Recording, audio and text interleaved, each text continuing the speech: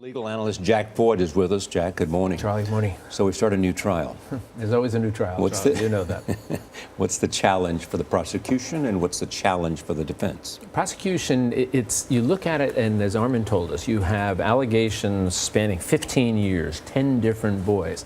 Here's what prosecution has to deal with here. And we've seen problems with this over the years. They have to get the jury to understand that there's real validity to these claims. And even though there's been a passage of time here and these were young boys at the time, prosecution has to get jurors comfortable with their recollections. You know, we've seen cases in the past where issues were raised about the idea of either young boys being coached or young children being coached about their testimony, or what they call false recollection, where somehow something gets embedded in the mind of a child and they sort of embrace it and tend to believe it. Now, here, we don't know what happened. But the prosecution is going to argue to these jurors, look, forget about false recollections, forget about coaching. This is real. This happened. Jerry Sandusky did this to these children. Now, the defense, on the other side, has to, there's one of three arguments here. One has to be either, yeah, there was some contact, but it wasn't criminal. Maybe it was awkward. Maybe it was uncomfortable, inappropriate, but not criminal.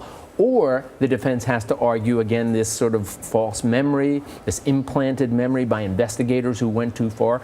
Or maybe even we've seen some suggestion about the idea that somebody's doing this to make some money. That's a tougher sell to make. But you can see there's serious hurdles for both sides here.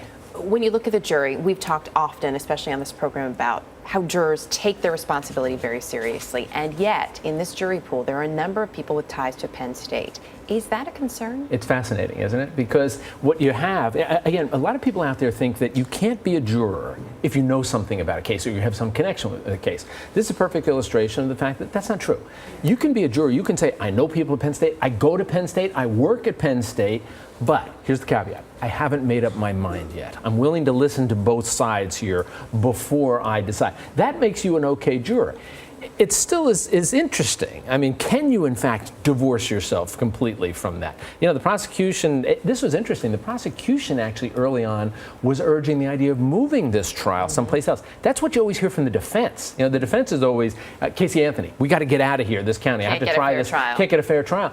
To have the prosecution be concerned about that is pretty unusual. But they seem to think that even though 8 of these 12 people have connections, they seem to think they've been able to find people who will be able to be fair and impartial. And jurors try very hard to do that. Jack, as always, thank you. I try. Good to see you.